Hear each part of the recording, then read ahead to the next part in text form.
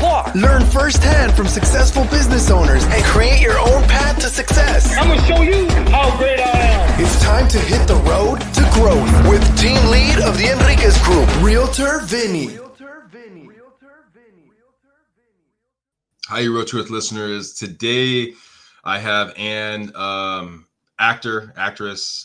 This is my second person I've ever had as a actress on the platform. The past person I had, and this was a long time ago, a couple years ago, it was more about him just trying to find his roles. And actually, she did that, but then she took it to the next level. And correct me if I'm wrong, helping other people kind of get to that point too. So thank you, Anne, for being here today. Yeah, Vinny, thank you for having me on. I'm excited for our conversation. So describe, I guess for the most part, everyone knows, an actress, actor, things like that. But what do you and your team do? So when you ask me about my team, are you talking about my agent, or are you talking about... Your agent, you're basically right. You help other people out too.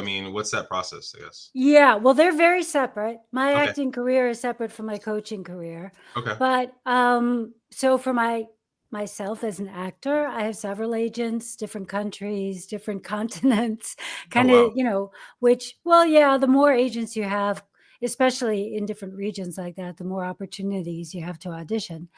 And for me, an agent is really a couple of things. Hopefully they have their established relationships. That's what but they're there to make sure that everything goes the way it's supposed to go. They check over your contracts. They can negotiate a higher pay rate, making you not the bad guy. So sometimes I book my own roles, or I should say I get the opportunity. Like, people will ask me if I want to do something. And a lot of times I'll just say, yes, I would love to do it. And I'll go talk to my agent because I don't know about any of that stuff. And then that kind of lets them be the bad guy as far as talking about rates or conditions or terms or whatever it is. Before you get into the coaching, because I'm really intrigued that I'm in the real estate field, and everything I do and my team does is exclusive agency, right? So basically you sign an agreement, you're saying, hey, I'm working with you, and there's a time period that you're working with. But you have multiple agents, so it's an open agency.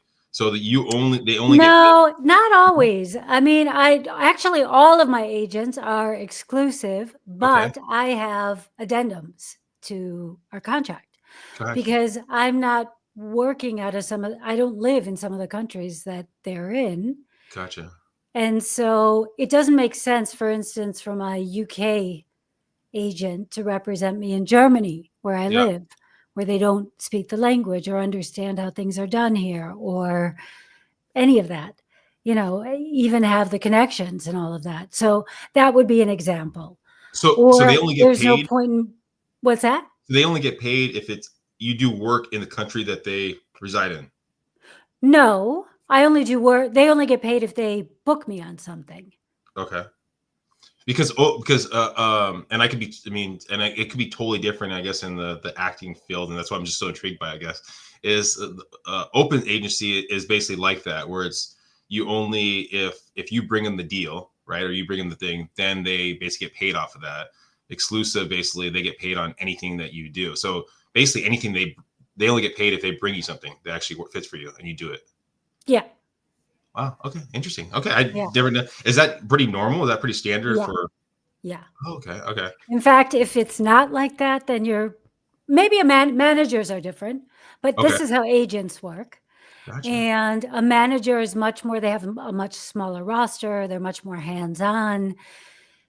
It's much more, it's a different kind of a relationship, and there's different work happening between an actor and a manager than there is between an actor and an agent.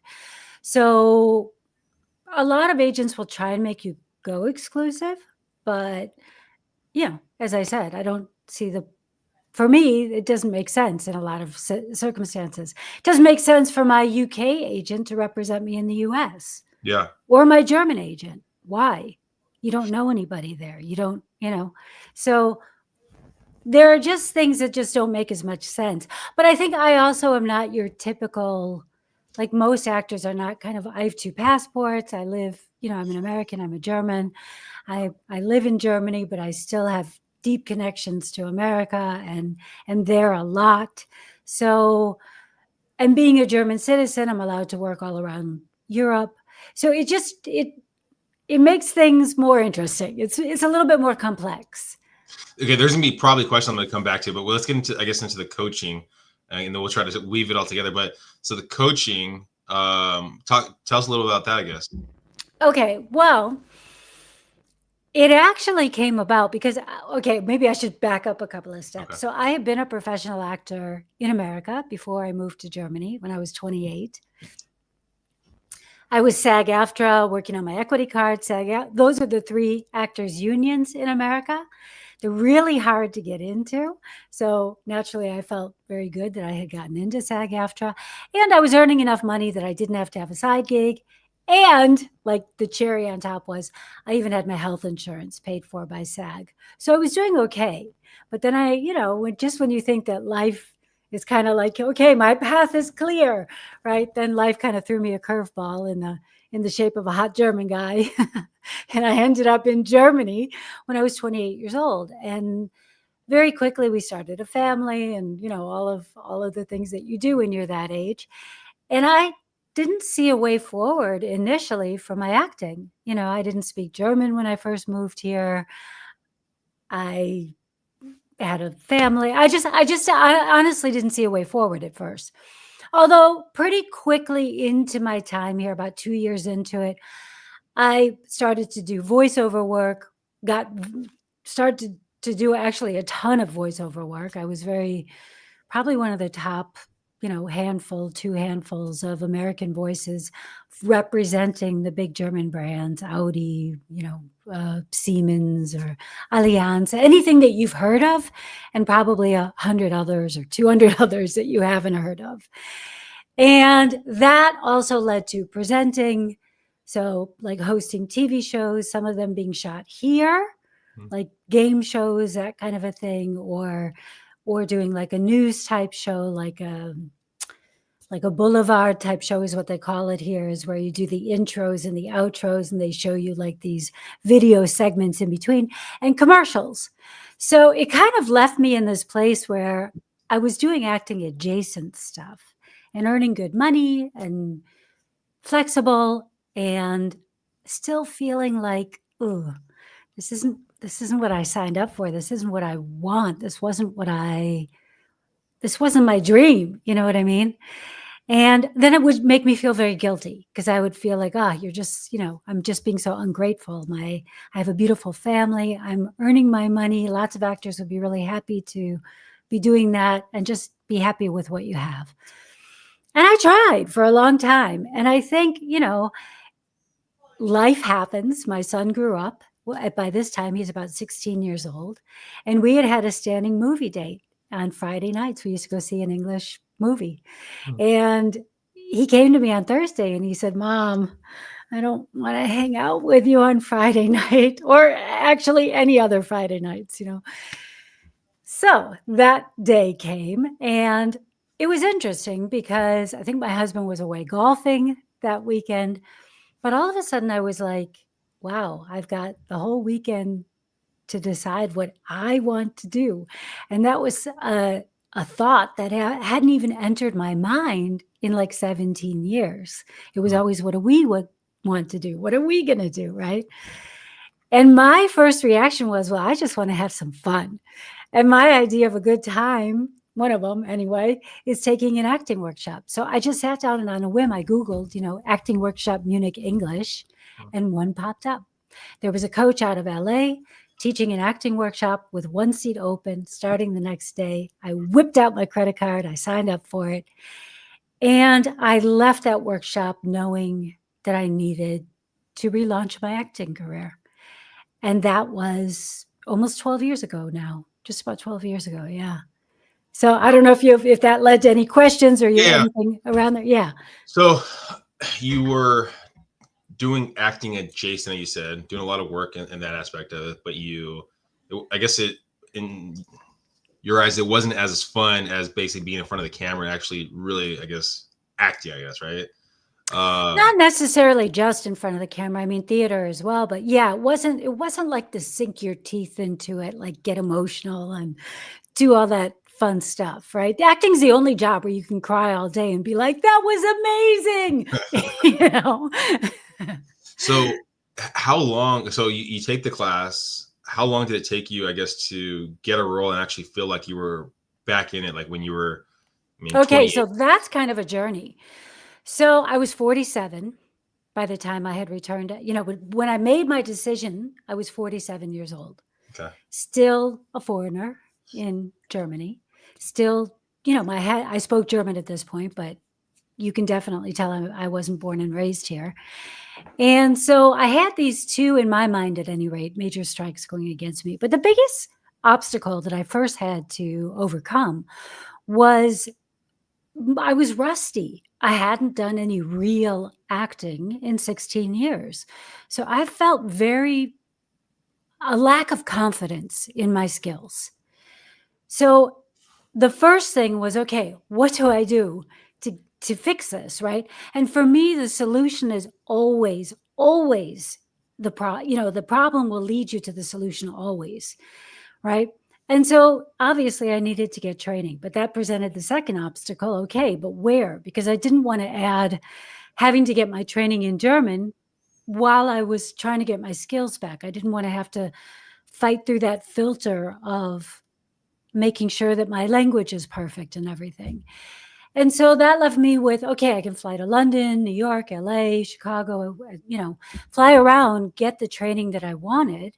But that would have been obviously very expensive, and also not just financially, but time-wise as well. And even though my son didn't want to hang out with me, I was still his mom. I was still getting him up for school and, being there for him emotionally and cooking dinner and, all those things.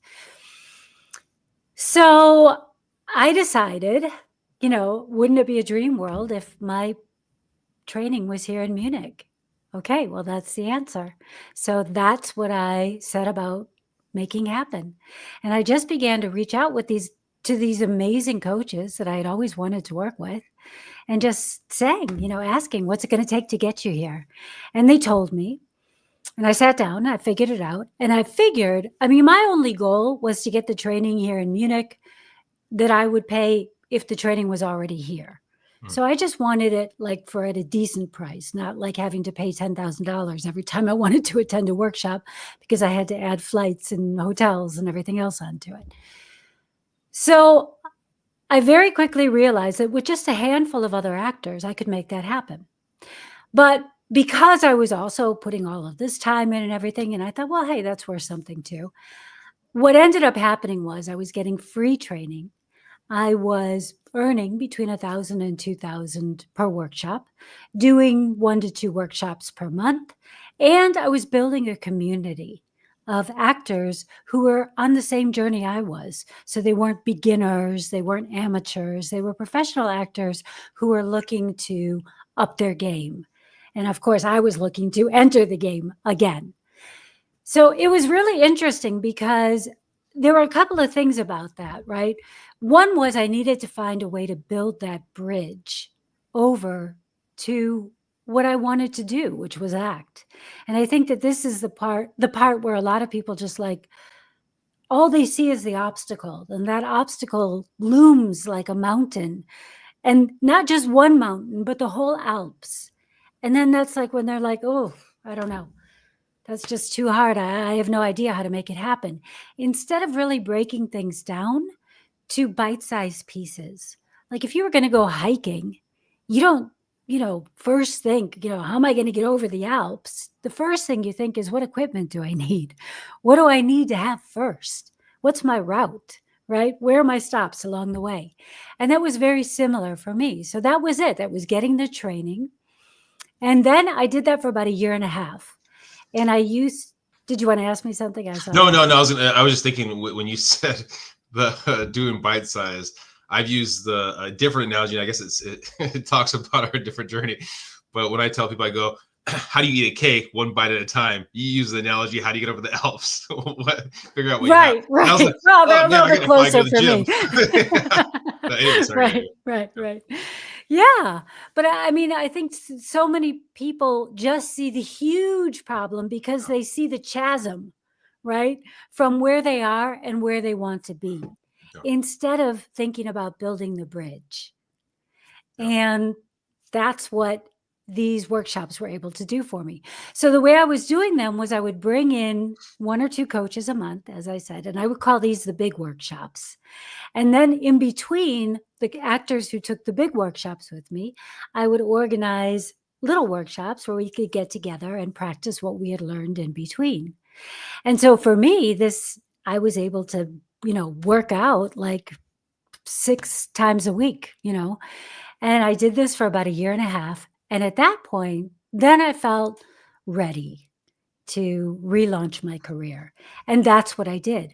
But one of the real benefits of building this community was I was learning so many things about the industry here in Germany. Who are the good headshot photographers? Who are the good agents? Who are the agents to avoid? Who are the casting directors? What kind of work is happening in the different cities? So there were all these things that I was naturally learning about just by being in contact with other people who were wanting and doing what I wanted to do. And yeah, go ahead. But I was Go gonna say ahead. it is so the coaching, the training, teaching the individuals, or not, but helping the individuals get back, become better actors. Does your So coach? that came later. Okay. Okay. Yeah. So my journey was kind of like, there were a lot of like steps to it Yeah. because, yeah, I was building that bridge Yeah. from where I was to where I wanted to be. So after a few years, after having launched my career, and I was doing everything that I had done when I was, in my 20s. Yeah. And the world is different to a woman who's 50 than they are to a woman who's mid 20s. It's Yeah. normal, right? And so I think, honestly, I feel very strongly. I'm proud of my skill as an actor and my talent, but I did get a lot of breaks when I was in my 20s. I knew people who got me in on auditions and things like that. So things happened that are not repeatable. And that became clear pretty quickly. And then the other thing that became clear pretty quickly was I was getting typecast here a lot. And I was getting typecast as, can I swear on Yeah. this? Please If go not, for it. yes, okay. As the bitch in charge, right? So I was always playing the bitch in charge and like the ice cold bitch in charge. And I get it, right? I can easily play that. I'm sure that doesn't come as a surprise to you when I said I played those kind of roles. But I also have a warm, playful, maternal side that wasn't being utilized. So what was happening was I was getting a lot of really one-dimensional characters as opposed to three-dimensional characters. So I was like, okay, this is the problem. How can I fix this? And that's when I began to I don't even think I had the words for it back then. It was branding, but I didn't have the words for it. I didn't know that's what it was. Now I do. But I was like, this is the problem. This is how I can fix it. And I went about fixing it. So I started to shoot a short film once a month until I kind of had enough material that showcased my softer side or my more playful side or all of these things. And that's when I got cast in this Hallmark Christmas movie as the mom. That was, I don't know. I mean, when I got cast, it was probably 5 years ago at this point now. But that's when I thought, okay, I think I went a little bit overboard. Not that I didn't enjoy it. I did. It was a lot of fun. But, those kind of super sweet are not necessarily where I want to go either. But it was then that other actors started to ask me, oh, hey, how'd you get that? And I also started to get some really amazing auditions and bookings too, beyond that, right? And so and other actors notice, right? We call on each other to help us with, self-taping with our auditions, things like that. So people started to notice and word kind of gets around and people started to ask, and one-on-one coaching happened pretty quickly. And then even more quickly, I was like, whoa, I started to feel kind of overwhelmed with it. And that's when I realized that I could do better for everyone, including myself, if I started to just teach what I had figured out, just because honestly, I'm just an impatient person and I don't believe in waiting in other people's rules, so it was like, there's got to be a way to do this that's better than what's happening right now. And that's what other people wanted to know. So that led to my signature program, which is Get Better Roles. And that's where I help trained actors who've been in the business for at least a few years, who feel like they've been doing everything right, but they're still not getting the opportunities to audition for the roles that they know they're ready for. And I help them by, well, first getting real clarity on their brand, and then infusing that into all of their marketing and messaging, and creating a networking strategy that's very targeted, as opposed to like just throwing spaghetti all against the walls. And that's the one program. And now I'm launching another program, which is based on the workshops, because what I find is that there are so many people who, I've got a lot of friends around my age. I'm 58 at this point now, so give or take 10 years, right? And there's so many people who are they spend 75% of their life doing something that they're not happy with, that they don't feel fulfilled, and they just don't know how to build that bridge. And that's kind of what the other thing is about. Yeah. When you came to the realization, and I'm assuming it was, I'm curious. I guess I'm curious. I don't know how I'm assuming, but when you came to the realization that you weren't that 20-some-year-old and it was different of getting the jobs, how you used to get the jobs, what did that feel like, and how did you, I guess, react to that? Was it a quick, okay, I got to change the way I'm doing things, or was it like sadness? No. Okay. No, it wasn't sadness. I think I was just confused, to be really honest, because, okay, we all have an image of ourselves, right? And when I left the industry, I had a certain image of myself, and now returning to the industry. And we also have ideas that society puts on us, what these numbers mean. I still think I'm a sexy, beautiful woman. I still feel that way. So whether I am to everybody or not, it doesn't really matter. I am to my husband, and I feel good when I look in the mirror. So that's really what the main thing is. But I also realize that, people want different things, and people find different things attractive. And it's the majority of people will find a much younger person attractive as opposed to an older person. It's just how it works. So in the beginning, I was really kind of struggling with who I was, I have to say. Like, what does this mean in terms of me being an actor now? And because I used to get cast as, like sort of like the object of desire, those kind of things. And I didn't know, like, I just wasn't, I was confused. I was really confused about who I was and where I was and what it meant and what was important and all of it. And finally, I was having a conversation with a girlfriend of mine, and she made it really clear with a couple of sentences. She was like, "You're a character actor now. And that's fantastic. Now you can just let it all hang out. You don't have to be pretty or attractive or anything. You can just be. And how much more fun is that?" And I was like, whew, wow, she's right. And that was kind of a revelation for me. And then the other thing was, I was really fighting, I think, before I had this revelation through my friend, against ageism and not being, like, I wanted to be accepted, like, for the place I have in German society, which is, well, I mean, at this point, I'm also a German citizen, but what I meant by that was, look, I'm the wife of a German man. All of my friends are German. My child was born and raised here and is German. My dog is German. Everything about my life is me integrating into Germany. And so I think I was really struggling with that as well, because I do have the accent, and some people couldn't get past that. And when I finally kind of let go of those two things and leaned in to my age, my Americanism, my otherness, is when really that also became a big part. That was part of the new branding effort as well, because by this time I had realized all this.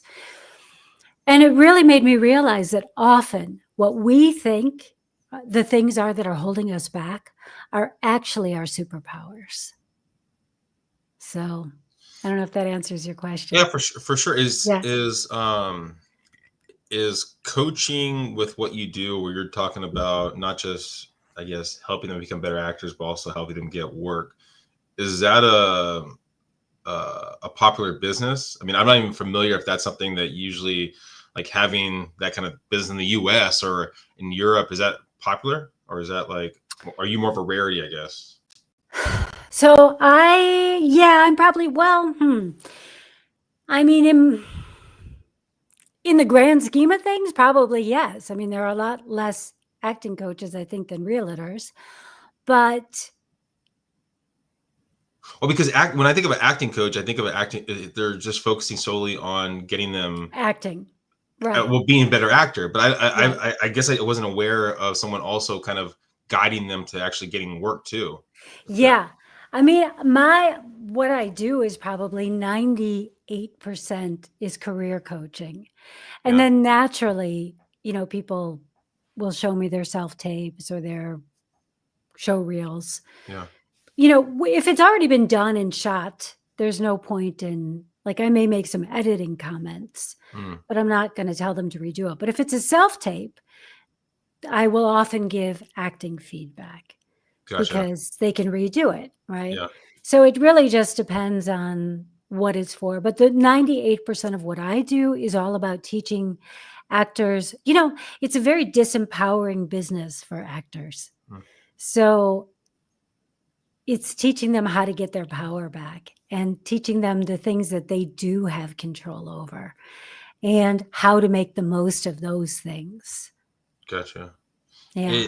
It, so, and again, I mean, maybe it's just the naiveness of not knowing the business. When you have like the different parts, okay, so you have, like, I guess, a coach, you have basically a mentor coach, or what you do, and then you have maybe a manager and you have an agent, right? I mean, so you'd have all four of them kind of working together? Is that kind of like the idea, or In the no? best case, no, together, no, I don't work with people's agents or managers. But I I mean, don't. they have those they have those people on their networks. Like, if I'm an agent, I mean, if I'm an actor myself, I would want those four people right there and kind of taking the brains of each person. Or is it like, do you take a little bit of, yeah, I guess. Yeah, yeah, yes. I mean, not all actors have an agent and a manager. Okay, Some actors just have a lawyer. I mean, it's all sort of like what you need and who you gel with and those kind of things.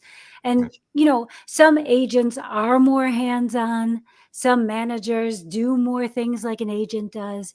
The lines are kind of blurry, so it will depend on what your relationship is with that person, what they're doing for you. Mm, The getting the training, that's important, but I don't always coach with the same coaches. So I do, I still go to workshops. Um, and so and that'll switch around depending on kind of like what I'm doing, what my time is, and what's on offer, where it is, and all of those things. And a business coach, I think very few actors have business coaches. And that's why there are very few actors who are, have a sustainable career so because let's they're say not. Yeah. let's say there's an expat in Germany, and they're like, you know what, I really wanted to get into the acting scene. I want to just see if this is right for me. What would be like the first step, in your opinion, for them to do? Get training. Get training. And then, is Yeah. there like the best way to find, because I remember, and I don't know if this is still a thing, but I would hear people talk about, like, people used to hang out at the mall and saying, oh my gosh, you have the look, you could be an actor, all you got to pay me is $10,000 and I'm Oh a my blah, God. and like, you see, you hear those kind Yeah. of things. So how is Yeah. the best way to find, I guess, the right trainer for you, I guess? Yeah. Well, I mean, when people do come to me and ask me, I say, I don't accept everybody into my program. Mm. So a lot of times people who I don't feel are ready yet, Yeah. like they don't know enough about the business, they don't understand enough about it, that they could really get the full benefit of my help yet. So in those cases, I will definitely point people to reputable places where they can get really good coaching. It just kind of depends where they're at. Like, I work with actors all over the world, so it just really depends, but there are even amazing places online, to get Mm. good coaching, because the whole world, especially since COVID, the whole industry, I should say, especially since COVID, has gone online, and auditions are very similar. Whereas we used to get called in to do auditions, now we tape everything, like 99% of everything, from our homes. And so you have to have a little self-tape studio.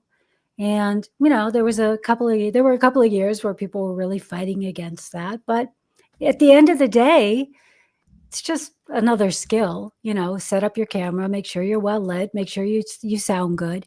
They make allowances for it, but there are some professional standards for that kind of thing.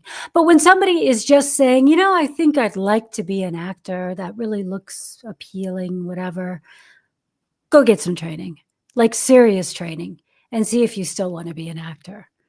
And so, yeah, that's what I would always recommend. A question I love asking coaches, right? If someone's listening or looking for a coach, and it doesn't have to necessarily be in this space, it could be in any kind of space. How do they find out they're actually getting the right coach for them and it's not basically like a scam? Because I for sure had some coaches on this platform that I probably didn't do enough vetting, right? And didn't know. And then I started hearing people comments on the YouTube going, oh my gosh, you got to be aware of this person. And so I'm always just intrigued by, like, from a coach, what should people be asking and what should they be looking at to actually see if it's the right Oh, coach? wow. Well, that's a really good question. I mean, I'll just say kind of like the way I do it. Yeah. And it's through my own experience of, I've also worked with many, many, many, many, many, many, many coaches. I've never been scammed, but I've been doing this a long time. Yeah. So I have worked some that I didn't think were as good as others, but even there, I think you can decide, I'm going to get something out of this, and you get something out of it, right? So what can you do? So for me, I offer a lot of free resources. So Mm. I have a podcast for actors. It's called Act Bold. This is my shameless plug for my podcast. And that is, it's all about helping an actor get the career that they want. That's what my podcast is geared towards. I have conversations with casting directors, well, like everyone from Tussa Landa, she was the casting director from Scepter, Skyfall, the Millennium Trilogy, Oh, wow. to John Frank Levy, who cast Shameless, West Wing, ER. So, I mean, I wouldn't be having these conversations if I weren't at least in the industry. So Yeah. that's one. Number two is, so that's one free resource, but I also offer every month or 6 weeks or something like that, I'll do a masterclass, a free masterclass. Hmm. That's really all about just showing the people, because so many times actors are just not even aware of, they feel like they're doing all the right things. They have an agent. They are trained. They're keeping up on their training. They're sending emails to casting directors, and still crickets. And so they're so frustrated, right? And this is where it becomes really disheartening and demotivating, and it's heartbreaking. And so I offer this free workshop, and it's called the 3 Simple Shifts to Get Better Roles. And one is a mindset shift. One is a focus shift, where they should be putting their focus. And the other one is action shifts, what kind of actions they should be taking. So there they get a real chance to understand my philosophies and feel me, right? To get me in action, to like see how I coach and all of that. And so if they resonate with that, I personally don't invite people to just sign up to my program, because I vet everyone, because I want to make sure that first of all, I work really closely with my clients, and I want to make sure that there aren't any bad apples that I'm going to regret having taken into the group. And second of all, I want to make sure that they're ready to really get serious about working on their career.